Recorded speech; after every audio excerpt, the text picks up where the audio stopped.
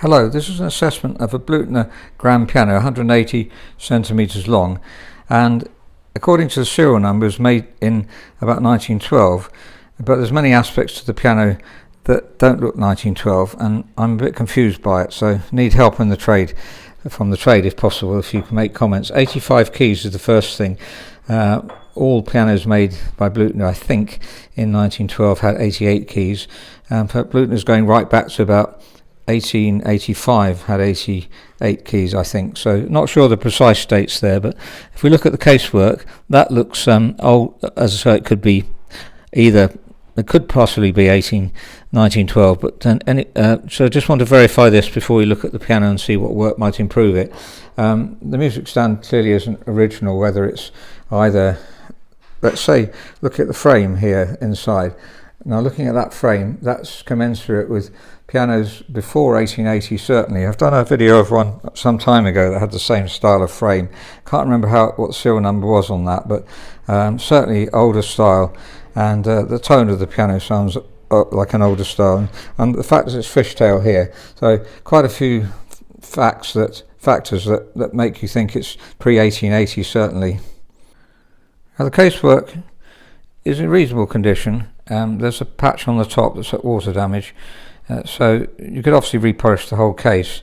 You'd have to probably do that if you want to get the water damage looking like it should, in other words, repair that. We'll have a look at that now. So looking at the piano, this is slightly mottled kind of looking. I'm not sure what adjective to describe that. But the top there, you can see this has obviously been exposed here and had things put on it, so there's the water damage. It's so common in pianos there. If you do have, don't put anything with water on pianos, you might say. It's a bit late for this one, but that's what I would recommend, isn't as in the trade, we'd always say that, just don't put anything to do with water near the piano. There's a little bit of spillage inside the piano too, but it's not damaged the piano at all. So it might be possible to, I don't know, sand this down and blend it in a bit, but if you can afford it, it's obviously Bluthner's excellent grand pianos and worth repolishing. Normally nowadays they're polyester with a modern black finish. French polish is very expensive. Black is actually harder to do, as we mentioned before, because with wood and you've got a variety of grain, you can disguise things. With black you'll notice any slight defects.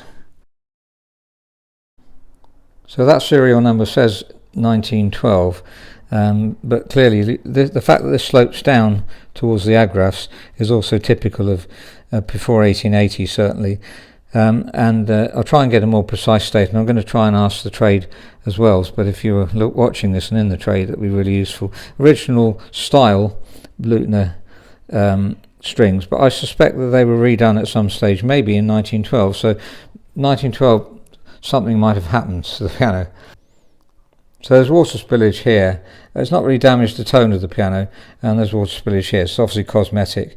If you were going to restring it, obviously you then redo the soundboard and it looks perfect, and the frame for that matter as well. So let's have a listen to the tone.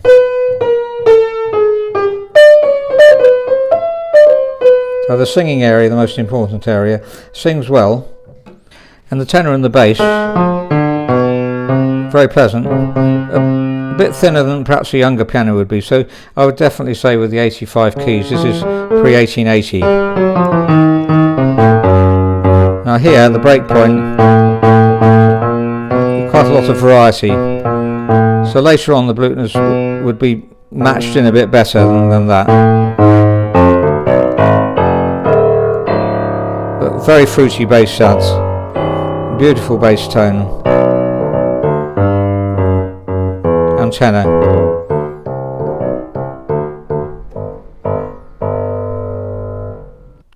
Now, one very important aspect here is the tone of the piano. The pitch of the piano is currently about A422, A423, which is very flat. Obviously, it's more than a quarter tone flat, getting on for semitone. So, playing with other instruments is obviously not possible unless you can tune, say, violins down, but normally you wouldn't do that. So pitch raising is important, and these strings tend to be with almost maximum tension, and so when you pitch raise them, they tend to break on the Bluthner. Let's say there's a 20% chance that one of them will break. So you can lubricate here, as we talked about before, and then take the string down and back up. I'm not going to chance it now unless we've had one just come in stock recently where we wanted to see if they were going to break, because they're so beautiful, the sound of the bass strings, and they didn't break, but it's very common that they do. So and the tuning pins aren't incredibly tight, so it's a candidate for restringing, I think.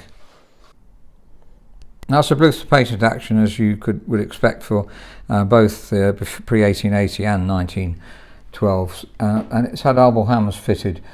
So I think probably about in the 90s, early 90s, maybe earlier than that. They've been used quite a lot since then, as you can see. Apparently it was played a lot. So they're obviously good quality hammers, and they've been put on well. They sound as good as you expect arbel hammers to sound.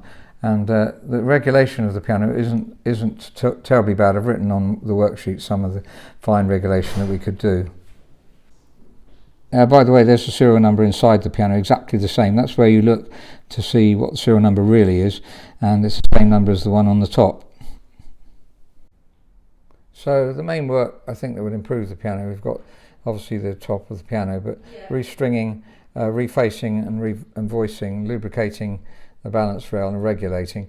The key weighting the client's quite happy with. It's slightly, could be evened out a bit. I think lubricating the balance rail will even it out, and then we could even it out even more. 6 is a bit on the high side. I think we should probably put it 55 at the most, and taper it gradually from bottom to top, as we've said before.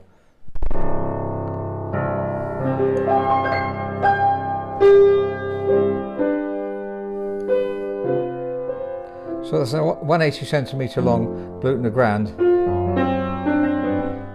And it says on the serial number, says it should be 1912, but the insides of the piano it says it should be pre-1880. I've done a video report of another one about that age, so I'll have to look at that and see what age that was.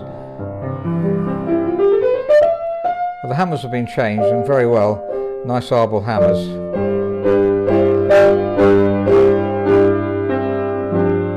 I think the main work is restringing, because it's way below concert pitch, and some of the tuning pins are loose. So for those two reasons, you want to keep the original bass, but there's a good chance that they break. So we'll have to restring the whole piano, I think. And then of course we end up cleaning the soundboard and redoing the frame. And then the casework is something that needs improving as well. So, and then there's fine regulation. So I hope that's been helpful, and I'd love to find out if you've got any ideas how old the piano is, basically. I'll put ideas under the video as I get given them, hopefully. Thank you very much for listening.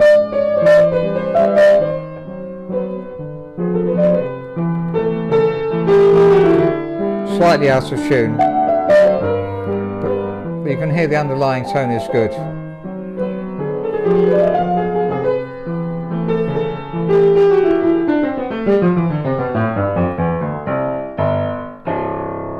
And a beautiful bass sound.